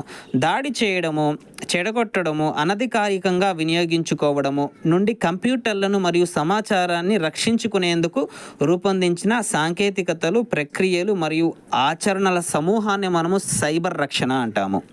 కంప్యూటర్లు, నెట్వర్క్లు, ప్రోగ్రాములు మరియు సమాచారాన్ని అనధికారికంగా అందుబాటులోకి తీసుకోవడము, మార్చడము లేదా నాశనం చేయడం నుండి రక్షించుకోవడానికి ఏర్పరిచిన విధానాన్ని మనము సైబర్ రక్షణ అంటాం. అంటే సైబర్ గాళ్ళ నుంచి మనము జాగ్రత్తగా ఉండడం, వాళ్ళ నుంచి రక్షణ పొందడమే సైబర్ రక్షణ. దీంట్లో ఉండేటటువంటి అంశాలు మనం చూసుకున్నట్లయితే అప్లికేషన్ రక్షణ, ఇన్ఫర్మేషన్ రక్షణ, నెట్వర్క్ రక్షణ, డిజాస్టర్ రికవరీ, ఎండ్ యూజర్ విద్య. దీనిలో ఈ సైబర్ రక్షణలో ఇవి అంశాలు. సైబర్ రక్షణ గురించి జాగ్రత్తలు తీసుకోకపోతే హార్డ్వేర్, సాఫ్ట్వేర్ డేటాలకు అంతులేని నష్టం జరుగుతుంది. ఈ సైబర్ రక్షణ నుంచి మనము సరైన అవగాహన లేకపోతే హార్డ్వేర్, సాఫ్ట్వేర్ డేటాలకు మనకేం జరుగుతుంది, అంతులేని నష్టం జరగడం జరుగుతుంది. కావున దీని గురించి మనము ఒక అవగాహన కలిగి ఉండాలి. తర్వాత సైబర్ నేరాలు ఏ విధంగా జరుగుతున్నాయి, వాటిలో ఎన్ని రకాలు ఉన్నాయనేది చూద్దాము. వైరస్, సైబర్ నేరాలలో ఫస్ట్ వన్ వచ్చి వైరస్. ఇది కూడా ఒక సాఫ్ట్వేర్. కంప్యూటర్లోని ప్రోగ్రాంలు, ఫైళ్లను పాడు చేయడానికి కావాలనే వైరస్ను ఏదో ఒక రూపంలో పంపిస్తుంటారు. ఇది కంప్యూటర్లోని విలువైన సాఫ్ట్వేర్లను, సమాచారాన్ని నాశనం చేస్తుంది. దీన్ని నిరోధించడానికి ఫైర్ వాల్స్, యాంటీవైరస్ సాఫ్ట్వేర్లు మొదలగునవి కంప్యూటర్లలో ఇన్స్టాల్ చేయాలి. వీటిని నిరోధించడానికి మనం ఏం వాడాలి? ఫైర్ వాల్స్, యాంటీవైరస్ సాఫ్ట్వేర్లు మొదలగునవి మనము కంప్యూటర్లో ఇన్స్టాల్ చేయాలి. రెండవది హ్యాకింగ్. ఆన్లైన్ ద్వారా ఇతరుల కంప్యూటర్లోకి, వ్యక్తిగత సమాచారంలోకి చొరబడి దాన్ని దొంగలించి చట్ట విరుద్ధమైన పనులకు వినియోగించడం జరుగుతుంది. హ్యాకింగ్ నుండి రక్షణ పొందుటకు కొన్ని సాఫ్ట్వేర్లను కంప్యూటర్లో ఇన్స్టాల్ చేసుకోవాలి. అనవసర సమాచారం జోలికి మనము అసలు వెళ్ళకూడదు. తర్వాత గ్రంథచౌర్యం అంటే ఇంటర్నెట్లో ఉన్న అనేక అంశాలకు చెందిన పుస్తకాలను కొందరు తమవిగా ఉపయోగించుకుంటున్నారు. దీనిని నివారించుటకు www plagiarism.com నుండి సాఫ్ట్వేర్లు కొన్ని ఇన్స్టాల్ చేసుకోవాలి. తర్వాత ఏకాంత భగ్నము. వ్యక్తులు, వృత్తిదారులు, ఉపాధ్యాయులు, విద్యార్థులు తమ వ్యక్తిగత సమాచారాన్ని నేడు కంప్యూటర్లలో ఉంచడం జరుగుతుంది. అలాంటి సమాచారాన్ని చొరబాటుదారులు సేకరించి దుర్వినియోగం చేయుట, లాభం పొందడానికి ప్రయత్నించడం జరుగుతుంది. దీని నివారణకు ఏయుపి యాక్సెప్టబుల్ యూజ్ పాలసీ అమలు చేయాలి. ఏ పాలసీని అమలు చేయాలి? దీనికోసము యాక్సెప్టబుల్ యూజ్ పాలసీ ఏయుపిని అమలు చేయాలి. తర్వాత చట్ట విరుద్ధమైన డౌన్లోడ్లు, సాఫ్ట్వేర్లు, దొంగతనము. నేడు అనేక కంపెనీలు సాఫ్ట్వేర్లు, సినిమాలు తదితర వీడియోలను చట్టవిరుద్ధంగా డౌన్లోడ్ చేసుకుంటున్నారు. దీనిని నివారించాలి. చట్టవిరుద్ధమైన డౌన్లోడ్లు, పైరసీలను మనము చేయకూడదు. తర్వాత ఫ్రీవేర్ అంటే ఎలాంటి ఖరీదు లేకుండా ఉచితంగా లభించే సాఫ్ట్వేర్ని మనము ఫ్రీవేర్ అంటాం. రేపు ఎగ్జామ్లో అడగడానికి ఆస్కారం ఉన్న బిట్టిది. ఫ్రీవేర్ అంటే ఏమిటని అడుగుతాడు. ఎలాంటి ఖరీదు లేకుండా ఉచితంగా లభించే సాఫ్ట్వేర్ని మనము ఫ్రీవేర్ అంటాము. దీనినే షేర్వేర్ అని కూడా అంటాము. దీనికి ఇంకో పేరు ఏమిటి? షేర్వేర్ అని కూడా అంటాము. ఫ్రీవేర్ని ఉచితంగా వినియోగించుకోవచ్చు, కానీ దానిని మార్చడం లేదా ఇతరులకు పంచడం కానీ రూపకర్త అనుమతి లేకుండా చేయకూడదు. ఫ్రీవేర్ అన్ని సమయాలలో, అన్ని అవసరాలకు సరిపోదు. అలాంటప్పుడు ఫ్రీవేర్ యొక్క అడ్వాన్స్డ్ వెర్షన్స్ను మనము కొనుక్కోవాలి. ఫ్రీవేర్స్ యొక్క ప్రీమియర్ వెర్షన్స్ను అమ్మడం ద్వారా అడ్వర్టైజ్మెంట్ సపోర్ట్ గల ఫ్రీవేర్ మూలంగా తయారీదారులు లాభం పొందుతారు. దీనికి ఉదాహరణ చూసుకున్నట్లయితే Skype, Adobe, Acrobat reader, TeamViewer, sound app, uTorrent, Opera మొదలగునవి ఈ ఫ్రీవేర్స్కు సంబంధించి ఉదాహరణలుగా చెప్పుకోవచ్చు. తర్వాత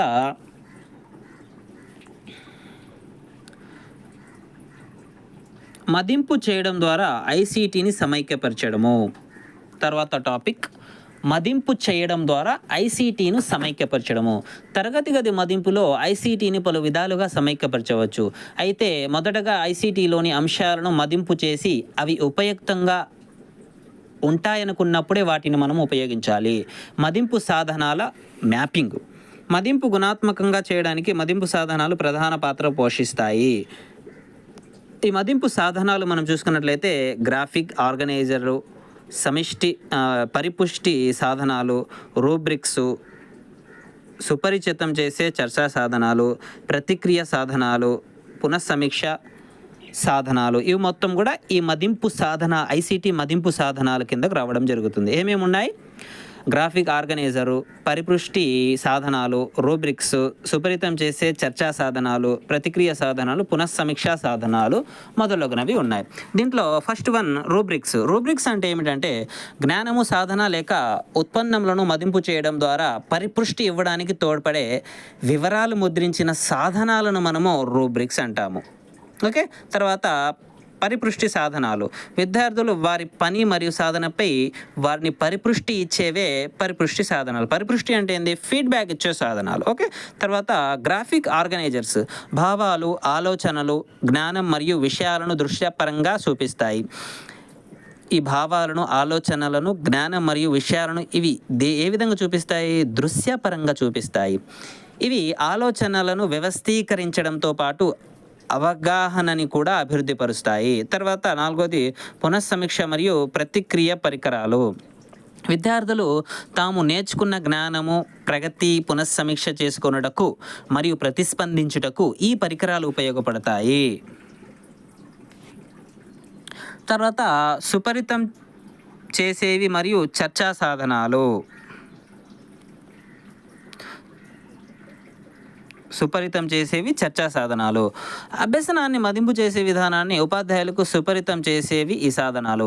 వీటి ద్వారా ఉపాధ్యాయులు మదింపు పద్ధతులను చర్చించి తగిన మదింపు సాధనాలను రూపొందించుకొని ఉపయోగించుకుంటారు. తర్వాత పోర్ట్ఫోలియో మదింపు. పోర్ట్ఫోలియో మదింపు అంటే ఏమిటో చూద్దాము. విద్యార్థుల అభివృద్ధి పరిచిన కళాకృతులు, పనులు వరుసక్రమం ఆధారంగా విద్యార్థి అభ్యసనాన్ని రాతపూర్వకంగా తయారు చేయడానికి ఉపయోగించే మూల్యాంకన సాధనమే పోర్ట్ఫోలియో మదింపు. విద్యార్థులే పోర్ట్ఫోలియోలను రూపొందిస్తారు కనుక వారు నేర్చుకున్న విషయాలను వారు తెలుసుకోగలుగుతారు. ఫలితంగా అభ్యసనంలోని లోటుపాట్లు తొలగించబడతాయి. పోర్ట్ఫోలియోను విద్యార్థులు మదింపు చేస్తారు కనుక మదింపులో విద్యార్థులు భాగస్వాములు అవుతారు.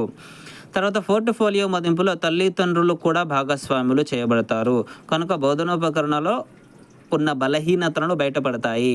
పోర్ట్ఫోలియో మదింపులో బోధనలో ఒక భాగం అవుతుంది కనుక ప్రత్యక్షంగా మదింపు కోసము సమయం వృధా కాదు. దీంట్లో ఇది ఒక అభ్యసన అనుభవంగా ఉంటుంది. విద్యార్థుల ప్రగతిని దీర్ఘకాలంగా మదింపు చేయడానికి అధీకృత మదింపు విధానం పోర్ట్ఫోలియో మదింపు. తర్వాత రూబ్రిక్ ప్రధాన ఉద్దేశము సాధనలను మదింపు చేయడమే. ఈ రూబ్రిక్స్ యొక్క ప్రధాన ఉద్దేశం ఏమిటి? సాధనలను మదింపు చేయటము. విద్యార్థుల నిర్మితి ప్రతిస్పందనల నాణ్యతను మూల్యాంకనం చేయడానికి ఉపయోగించే స్కోరింగ్ గైడ్ను మనము రూబ్రిక్స్ అంటాము. విద్యార్థుల నిర్మితి ప్రతిస్పందనల నాణ్యతను మూల్యాంకనం చేయడానికి ఉపయోగించే స్కోరింగ్ గైడ్లను మనం ఏమంటాము? రూబ్రిక్స్ అంటాము. తర్వాత రూబ్రిక్స్లో ఉండే అంశాలు చూద్దాము. విద్యార్థుల ప్రతిస్పందనపై నిర్ణయం తీసుకోవడానికి ఆధారంగా ఒకటి లేదా ఎక్కువ లక్షణాలు ఉంటాయి. ప్రతి లక్షణం యొక్క అర్థాన్ని వివరించే నిర్వచనాలు మరియు ఉదాహరణలు ఉంటాయి. ప్రతి లక్ష్యం స్థాయిని నిర్ధారించడానికి అవసరమైన స్కోరింగ్ స్కేలు విలువలు దీంట్లో ఉంటాయి. తర్వాత రూబ్రిక్స్ను తయారు చేయడంలో సోపానాలు ఏమున్నాయో చూద్దాము.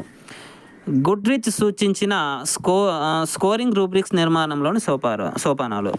ఈ స్కోరింగ్ రూబ్రిక్ నిర్మాణంలో సోపానాలను ఎవరు సూచించారంటే గుడ్రిచ్ అనే శాస్త్రవేత్త సూచించడం జరిగింది. గుడ్రిచ్.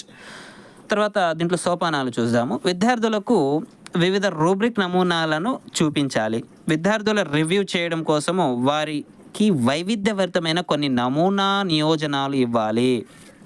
ఫస్ట్ వన్ ఇది. తర్వాత సోపానం చూసుకున్నట్లయితే స్కోరింగ్ రూబ్రిక్లో ఉండవలసిన అంశాల పట్టికను తయారు చేసి దానిని చర్చకు పెట్టాలి. మూడవది రూబ్రిక్ నమూనాలను ఆచరణలో పెట్టి చూడాలి. తర్వాత నాలుగవది పరిపృష్టి ఆధారంగా రూబ్రిక్ పనిని పునః సమీక్ష చేయాలి. తర్వాత ఐదవది విద్యార్థుల పనిని మదింపు చేసి చూడాలి. ఈ 5 సోపానాలని కూడా గుడ్రిచ్ అనే శాస్త్రవేత్త స్కోరింగ్ రూబ్రిక్ నిర్మాణంలో తెలియజేయడం జరిగింది. తర్వాత దీనికి సంబంధించి దత్తాంశ నిర్వహణ చూద్దాము. ఏదేని సేకరించిన సమాచారాన్ని నియంత్రించే ప్రక్రియని మనము దత్తాంశ నిర్వహణ అంటాము. ఏదైనా సేకరించిన సమాచారాన్ని నియంత్రించే ప్రక్రియని మనం ఏమంటాము? దత్తాంశ నిర్వహణ అంటాము. దత్తాంశ నిర్వహణలో రకాలు చూద్దాము. ఓకే, ఫస్ట్ వన్ వచ్చి డేటా గవర్నెన్స్, రెండవది వచ్చి డేటా ఆర్కిటెక్చర్ అనాలిసిస్ డిజైన్, మూడవది వచ్చి డేటాబేస్ మేనేజ్మెంట్, నాలుగవది డేటా సెక్యూరిటీ మేనేజ్మెంట్, ఐదవది డేటా క్వాలిటీ మేనేజ్మెంట్, ఆరవది reference and master data management, ఏడవది data warehousing and business intelligence management, ఎనిమిదవది document record and content management, తొమ్మిదవది మెటా డేటా మేనేజ్మెంట్, పదవది contact data management. ఈ విధంగా ఈ దత్తాంశ నిర్వహణలో పలు రకాలు ఉన్నాయి. తర్వాత టాపిక్ చూసినట్లయితే పాఠశాల విషయాల్లో బహుళ మాధ్యమ పాఠాల తయారీ మరియు ప్రణాళిక రచన. పాఠశాల విషయాలలో బహుళ మాధ్యమ పాఠాల తయారీ మరియు ప్రణాళిక రచన గురించి చూద్దాం. మొదటగా మల్టీమీడియా పాఠాలను తయారు చేయడానికి అవసరమైన ప్రణాళిక రచన చేయాలి. ప్రణాళికలను అమలుపరచడం ద్వారా ఈ ప్రక్రియను ఏ విషయానికైనా అన్వయించవచ్చు. ప్రణాళికా విధానంలో పాటించవలసిన సోపానాలు కింది ఇవ్వడం జరిగింది, ఒకసారి చూద్దాము. విద్యార్థులు పొందే నైపుణ్యాలు, పాఠ్యాంశ బోధనా లక్ష్యాలు, మల్టీమీడియా పాఠం అమలుపరచుటకు ఇంటరాక్టివ్ బోర్డులు, ఈ పాల్స్ సహాయము, ప్రాజెక్టర్ సహాయము, బ్లాగుల సహాయము, పవర్ పాయింట్ స్లైడ్ తయారీ, పాఠ్యాంశంలో అంతటా ఫార్మేటివ్ మదింపు జరుగుతూ ఉండాలి, స్టూడెంట్ రెస్పాన్స్ సిస్టంలో సమాధానాలు పెట్టాలి. ఇవి మొత్తం కూడా దీంట్లో పాటించవలసిన సోపానాల కిందకు రావడం జరుగుతుంది. తర్వాత నాలుగోది చూసుకున్నట్లయితే ఎక్స్టెన్షన్ ప్రాజెక్టులు. బహుళ మాధ్యమ పాఠ్యాంశాలు తయారు చేయడానికి ప్రజెంట్ చేయడానికి విషయాల వారీగా ఇంటర్నెట్లో టెంప్లెక్స్లు అందుబాటులోకి వచ్చాయి. వాటిని ఆధారంగా బహుళ మాధ్యమంలో పాఠ్యాంశాలు తయారు చేసుకొని తరగతి గదిలో కంప్యూటరు, అంతర్జాలము, ఇంటరాక్టివ్ నైట్ బోర్డు సహాయంతో చక్కగా ప్రజెంట్ చేయవచ్చు మనం అనుకున్న సమాచారాన్ని. తర్వాత టాపిక్ చూసుకున్నట్లయితే బహుళ మాధ్యమ పాఠాలకు సంబంధించి నిర్వహించాల్సినటువంటి కృత్యాలు ఏమిటి? ఆ కృత్యాలకు సంబంధించి చూసుకున్నట్లయితే ఫస్ట్ తరగతి గది నిర్వహణ. తరగతి గది చూద్దాము. తరగతి గదిలో మల్టీమీడియా కంప్యూటర్లు, projector, interactive white board, audio ఏర్పాటు చేయాలి. తరగతి గదిని మల్టీమీడియా పాఠాలు ప్రజెంట్ చేయడానికి వీలుగా ఏర్పాటు చేసుకోవాలి. ఇంటర్నెట్ సరిగా ఉండేలా, సరైన స్పీడ్తో ఉండేలా మనము చూసుకోవాలి. తర్వాత రెండవది ఉపాధ్యాయుడు ప్రజెంట్ చేసే బహుళ మాధ్యమ పాఠం ముందుగా ఎంపిక చేసుకోవాలి. విశ్లేషణ జరిపి అవసరమైన స్లైడ్ తయారు చేసుకోవాలి. సరైన స్క్రిప్ట్ తయారు చేసుకోవాలి. స్క్రిప్ట్ ప్రకారము బహుళ మాధ్యమ స్లైడ్లను రూపొందించుకోవాలి. అవసరమైన క్లిప్ ఆర్ట్స్, చిత్రాలు, వీడియోలు, ఆడియో అటాచ్లు చేసుకోవాలి. అన్నీ సిద్ధమయ్యాక పాఠం అనేది ప్రజెంటేషన్ చేయాలి. తర్వాత విద్యార్థుల్ని మల్టీమీడియా పాఠాలు అందుకునే విధంగా తయారు చేయాలి. వారిని ఆ పాఠాలపై అవగాహన కల్పించాలి. పవర్ పాయింట్ ప్రజెంటేషన్ జరిగేటప్పుడు ఎలా నోట్స్ రాసుకోవాలి, ఎలా ప్రతిస్పందించాలి, ఇలాంటి విషయాలపై తర్ఫీదుని ఇవ్వాలి. ప్రజెంటేషన్ పిదప జరిపే మదింపు ప్రక్రియలో వారు పాల్గొనేలా సిద్ధపరచాలి. మల్టీమీడియా పాఠాల ప్రజెంట్ చేసేటప్పుడు సరైన కృత్యాలు చేపట్టడం ద్వారా వాటిని విజయవంతంగా మనము చేయవచ్చు. తర్వాత బహుళ మాధ్యమ పాఠాలు ఉపాధ్యాయుని యొక్క పాత్ర ఏ విధంగా ఉంటుందో చూద్దాము. మల్టీమీడియా పాఠంకు సంబంధించిన పవర్ పాయింట్ ప్రజెంటేషన్ స్లైడ్స్ రూపొందించుకోవాలి. ఈ స్లైడ్స్లో టెస్టులు, ఆడియో, వీడియో మరియు ఇతర ఎఫెక్ట్స్ని జత చేయాలి. తరగతి గదిలో internet, computer, projector, audio equipment arrange చేసుకోవాలి. ఉపాధ్యాయునికి విద్యార్థులకు తగిన సీటింగ్ అనేది ఏర్పాటు చేయాలి. ఉపాధ్యాయుడు విద్యార్థులు ముఖాలు చేసుకునేలా, సంభాషించుకునేలా ఏర్పాటు చేయాలి. తర్వాత పాఠం ప్రజెంట్ చేస్తున్నప్పుడు విద్యార్థులకు ఏదైనా అనుమానాలు కలిగితే వెంటనే వాటిని నివృత్తి చేయాలి. మధ్య మధ్యలో విద్యార్థుల అవగాహనకు మదింపు చేయాలి. ప్రెజెంట్ చేసే విషయాలతో పాటు అదనంగా నూతన విషయాలను కూడా అందించాలి. ఫార్మేటివ్ మదింపు కూడా చేయాలి. పాఠం పూర్తయిన పిదప ఆ పాఠంపై నియోజనాలంటే హోంవర్క్లను విద్యార్థులకు ఇవ్వాలి. చర్యలు జరిపించాలి. రిపోర్టు రాయమనాలి. అంతేకాకుండా విద్యార్థుల అవగాహనను మదింపు చేస్తూ అవసరమైనప్పుడు తిరిగి బోధన నిర్వహించాలి. తర్వాత మనం చూసుకున్నట్లయితే సామాజిక మాధ్యమం అభ్యసనంలో ప్రాధాన్యత. సామాజిక మాధ్యమాలు అంటే ఏంది? సోషల్ మీడియా అనేది అభ్యసనంలో ఏ విధంగా ప్రాధాన్యతను కలిగి ఉందనేది చూద్దాము. ప్రపంచవ్యాప్తంగా శాస్త్ర సాంకేతిక పరిజ్ఞానం అభివృద్ధి చెందాక కంప్యూటర్ పాత్ర ప్రముఖమైతే అదే రీతిలో సామాజిక మాధ్యమాలు అందుబాటులోకి వచ్చాయి. వీటి ద్వారా బోధనాభ్యసన నాణ్యత మరింత మెరుగుపడుతుంది. ఈ సామాజిక మాధ్యమాల ద్వారా బోధనాభ్యసనంలో నాణ్యత అనేది మరింత మెరుగుపడడం జరుగుతుంది. దీనికి ఉదాహరణ చూసుకున్నట్లయితే సామాజిక వేదికలు, ఫోరంలు. సామాజిక సభ్యులుగా చేరడం ద్వారా ఉపాధ్యాయులు, విద్యార్థులు, ఇతర నిపుణులు తమ అభిప్రాయాలను బదిలీ చేసుకుంటున్నారు. విద్యార్థులు తమకు కావాల్సిన విషయాలు నిపుణుల నుండి, అధ్యాపకుల నుండి తెలుసుకుంటున్నారు. దీనికి ఉదాహరణ చూసుకున్నట్లయితే అపెక్స్, ఆంధ్రప్రదేశ్ గణిత శాస్త్ర వేదిక మొదలగునవి ఈ సామాజిక వేదికలు లేదా ఫోరంలకు ఉదాహరణలుగా చెప్పుకోవచ్చు. తర్వాత బ్లాగులు. వెబ్లో ప్రచురించబడే పోస్టులు గల సైట్లను మనము బ్లాగ్ అంటాము. బ్లాగ్లో పోస్ట్ చేసిన వారికి అభిప్రాయాలను పంచుకోవడం ద్వారా విద్యార్థులు అనేక అంశాలను తెలుసుకోగలుగుతున్నారు. బ్లాగ్లు నిర్వహించడం వల్ల బోధనాభ్యసన సుసంపన్నమవుతుంది. తర్వాత ట్వీట్లుగా పిలిచే గరిష్టంగా 140 అక్షరాలు గల పేజీలను మనము అకౌంట్లను కలిగిన వినియోగదారులు చదువుకోవచ్చు మరియు పంచుకోవచ్చు. తిరిగి పోస్ట్ కూడా చేయవచ్చు. ఈ అకౌంటులను విద్యార్థులు, అధ్యాపకులు, నిపుణులు తెరిచి తద్వారా బోధనాభ్యసన మెరుగుపరుచుకోవచ్చును. ఇది ఒక ఆన్లైన్ సోషల్ నెట్వర్కింగ్ మీడియా. తర్వాత 4వది ఫేస్బుక్ గురించి కూడా మనకు తెలిసిందే. తర్వాత వాట్సాప్ ద్వారా కూడా మనము ఏ విధంగా ఎడ్యుకేషన్కి అన్వయించుకోవాలి, ఇది కూడా మనకు తెలిసిందే. తర్వాత లింక్డ్ఇన్, ఇది మరో ముఖ్యమైన ఆన్లైన్ సోషల్ నెట్వర్కింగ్ మీడియా. ఇందులో ఎక్కువగా ప్రొఫెషనల్స్, మరీ ముఖ్యంగా విద్యా రంగానికి చెందిన వారు సభ్యులుగా ఉంటారు. వీరంతా తమ అభిప్రాయాలను పంచుకుంటారు. తర్వాత గూగుల్+, ఇది ఒక చర్చా వేదిక. ఇందులో విద్యారంగం కోర్సులు, బోధనాభ్యసనకు సంబంధించి అనేక విషయాలు పోస్ట్ చేయబడతాయి. ఈ మాధ్యమం ద్వారా విద్యార్థుల అధ్యాపకులు తమ అభిప్రాయాలను, ఆలోచనలను, ఆవిష్కరణలను ఇతరులతో పంచుకొని జ్ఞానాన్ని పెంచుకొని బోధనాభ్యసనకు మెలకువలు దిద్దుకోవచ్చు. తర్వాత టాపిక్ చూసుకున్నట్లయితే ఉపాధ్యాయుని వృత్తిపర అభివృద్ధి మరియు ఆన్లైన్ అభ్యసన కోర్సులు.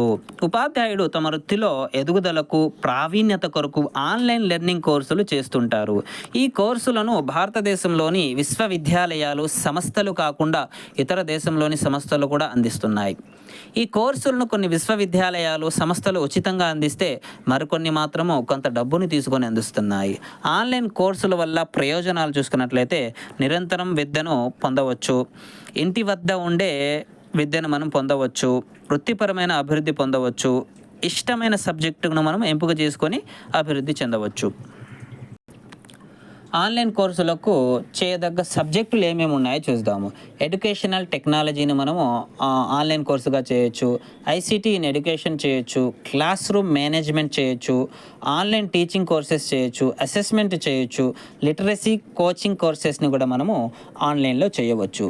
Science and technology, engineering and మ్యాథమెటిక్స్ని కూడా మనము ఆన్లైన్ ద్వారా అభ్యసించవచ్చు. ఆన్లైన్ కోర్సులు ఉపాధ్యాయులు వృత్తిపరమైన అభివృద్ధికి దోహదపడటమే కాక విద్యా హక్కు చట్టం 2009 ప్రకారము ఉపాధ్యాయులు నిరంతరంగా తమ వృత్తిపరమైన అభివృద్ధిని పొందాల్సి ఉంటుంది. ఇందుకోసం ఆన్లైన్ కోర్సులనే కాక అందుబాటులో ఉన్న దూర విద్యా మార్గాల ద్వారా వృత్తిపరమైన అభివృద్ధిని పొందవచ్చు. అంతేగాక వర్క్షాపులు, సెమినార్లు, సింపోజియంలు, సమావేశాలు, శిక్షణలు, పునశ్చరణ కార్యక్రమాలు అంటే ఓరియంటేషన్ ప్రోగ్రాంలు కూడా వృత్తిపరమైన అభివృద్ధికి ఉపాధ్యాయులకు తోడ్పడతాయి. తమ వృత్తిపర వికాసాన్ని పొందాలనుకున్నప్పుడు అందుబాటులో ఉన్న వారి సబ్జెక్టులకు తగిన ప్రత్యేక కోర్సులు ఆన్లైన్ ద్వారా ఉపాధ్యాయులు అభ్యసించవచ్చు. ఉపాధ్యాయుడు నిరంతర వృత్తి వికాసము, ఉపాధ్యాయుని యొక్క నిరంతర వృత్తి వికాసము ఇంటరాక్టివ్ వెబ్సైట్లు, ఈమెయిల్, సోషల్ మీడియా, బ్లాగులు, ఈ లైబ్రరీ ద్వారా ఉపాధ్యాయులు నిరంతర వృత్తి వికాసాన్ని పొందవచ్చు. ఇతరులతో సంబంధాలు కలిగి ఉండి సమాచారాన్ని పొందడము, ఇవ్వడము, వృత్తిపరమైన అభివృద్ధిని సాధించవచ్చు. ఇలా పొందిన వికాసాన్నే ఎప్పటికప్పుడు మార్పులు చేస్తూ నిరంతర ప్రగతిని సాధించవచ్చు. దీనికి సంబంధించి కొన్ని ప్రత్యేక సమూహాలు కూడా ఉన్నాయి, దాని గురించి చూద్దాం. ఇంటరాక్టివ్ వెబ్సైట్లు, ఈమెయిల్లు, సోషల్ మీడియా, బ్లాగులు, సబ్జెక్టు ఫోరంలు, వీటి ద్వారా ఉపాధ్యాయుడు అభివృద్ధి చెందవచ్చు. తర్వాత సార్వత్రిక విద్యా వనరులు, ఐసిటి ప్లాట్ఫామ్లు, దీన్ని మనము మూక్, MOOC, అనియతంగా విద్యను పొందాలనుకున్నప్పుడు అనియత విద్యా కార్యక్రమాలు, సార్వత్రిక విద్యా వనరులు మరియు సార్వత్రిక ఆన్లైన్ కోర్సులు అనేవి తోడ్పడతాయి. సార్వత్రిక విద్యా వనరులు, ఓపెన్ ఎడ్యుకేషనల్ రీసోర్సెస్, OER. సార్వత్రిక విద్యా వనరులు అనేవి బోధన, అభ్యసనము, మదింపు మరియు పరిశోధన ఉద్దేశాల కోసము ఉపయోగించుకునేలా స్వేచ్ఛా అనుమతి గల పత్రాలు మరియు మాధ్యమం ఇది. సార్వత్రిక విద్యా వనరులు రకాలు, దీంట్లో అనేక కోర్సులు ఉంటాయి, కోర్సు మెటీరియల్స్ ఉంటాయి, మాడ్యూల్స్ ఉంటాయి, టెక్స్ట్ బుక్స్ ఉంటాయి, వీడియోలు ఉంటాయి, సాఫ్ట్వేర్ మరియు టూల్స్ ఉంటాయి, టెక్నిక్స్ ఈ సార్వత్రిక విద్యా వనరుల రకాలు. తర్వాత సార్వత్రిక విద్యా వనరుల యొక్క లక్షణాలు చూద్దాము. ఏ ఉద్దేశం కోసమైనా ప్రోగ్రామ్ను వినియోగించుకునే స్వేచ్ఛ ఉంటుంది. తమ ఇష్టాలకు అనుగుణంగా మార్పు చేసుకునే అవకాశం ఉంటుంది. ఉచితంగా లభించే కంటెంట్, మీడియా రీసోర్సెస్ అనేవి దీంట్లో ఉంటాయి. ఉచితంగా తిరిగి వినియోగించగల కాపీరైట్స్, ఫార్మాట్స్ దీంట్లో ఉంటాయి. స్వేచ్ఛ మరియు సార్వత్రికత అనే సూత్రాల ఆధారంగా వాటి తయారీ అనేది జరుగుతుంది. వివిధ ఐసిటి ప్లాట్ఫామ్లు చూద్దాము. ఇతర సాంకేతికతలు మరియు ప్రక్రియలు నిర్మించడానికి తోడ్పడే ఏదేని ఆధార సాంకేతికతను ప్లాట్ఫామ్ లేదా ప్లాట్ఫారం అంటాము. కంప్యూటర్ భాషలో ప్లాట్ఫారం అనగా కంప్యూటర్ వ్యవస్థని సమన్వయం పరిచే ఆపరేటింగ్ సిస్టమ్ని మనము ప్లాట్ఫామ్లు అంటాము. తర్వాత వివిధ ప్లాట్ఫామ్లు చూసుకున్నట్లయితే మల్టీమీడియా కంప్యూటర్లు, ల్యాప్టాప్లు, డిజిటల్ కెమెరాలు, హ్యాండీక్యామ్లు, ప్రాజెక్టర్లు, టెలివిజన్, రేడియోలు, స్మార్ట్ ఫోన్లు, ట్యాబ్లెట్లు, ఇంటరాక్టివ్ బోర్డులు, సమాచార మాధ్యమాలు మొదలగునవి కూడా ప్లాట్ఫారంల కిందకు రావడం జరుగుతుంది. తర్వాత భారీ సార్వత్రిక ఆన్లైన్ కోర్సులు, చాలా ఎక్కువ మందికి ఎటువంటి రుసుము లేకుండా ఇంటర్నెట్ ద్వారా అందుబాటులోకి తేబడిన కోర్సులను మనము భారీ సార్వత్రిక ఆన్లైన్ కోర్సులు అంటాము.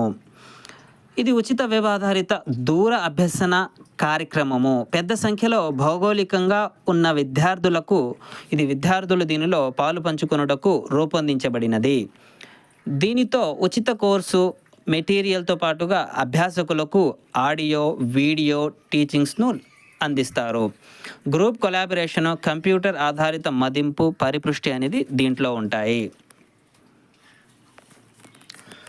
ఈ MOOC ఎప్పుడైనా జాయిన్ అవ్వవచ్చు, పూర్తి చేయవచ్చు, ఎంతమంది అయినా చేరవచ్చు, ఎక్కడి నుంచైనా దీన్ని మనము చదువుకోవచ్చు. అభ్యసన స్వీయ వేగంపై ఆధారపడి ఉంటుంది. కోర్సు క్రెడిట్స్ వారి సాధనల ఆధారంగా వారికి ఇవ్వబడతాయి. దీనిలో ప్రత్యామ్నాయంగా DOCC, SPOC దీనిలో ప్రత్యామ్నాయంగా దీనికి రావడం జరిగింది. ఈ MOOCలు సాధారణంగా క్లౌడ్ కంప్యూటింగ్ ఉపయోగపడుతుంది. దీన్ని విద్యా సాఫ్ట్వేర్లలో అందుబాటులో ఉన్నాయి. ఇవి మొత్తం ఈ MOOC అనేవి విద్యా సాఫ్ట్వేర్లలో కూడా అందుబాటులో ఉన్నాయి. భారతదేశ మానవ వనరుల అభివృద్ధి మంత్రిత్వ శాఖ ఈ MOOC కోసం స్వయం ఏర్పాటు చేసింది. దీని యొక్క ముఖ్య లక్ష్యం ఏమిటంటే IIT, IIM, సెంట్రల్ యూనివర్సిటీలు ఆన్లైన్ కోర్సులను భారత పౌరులకు అందించాలనేది. స్వయం ద్వారా నాణ్యత కలిగిన course material, online lectures, descriptions, assessment, క్విజ్లు అభ్యాసకులకు అందుబాటులో ఉంచబడతాయి. ఈ MOOCలకు ప్లాట్ఫామ్ చూసుకున్నట్లయితే ఓపెన్ ఎడ్ఎక్స్ అనేది దీని యొక్క ప్లాట్ఫాము. ఇక్కడ మనము మొన్న జరిగిన టెట్ ఎగ్జామ్లో దీని యొక్క ఫుల్ ఫామ్ కూడా అడిగాడు.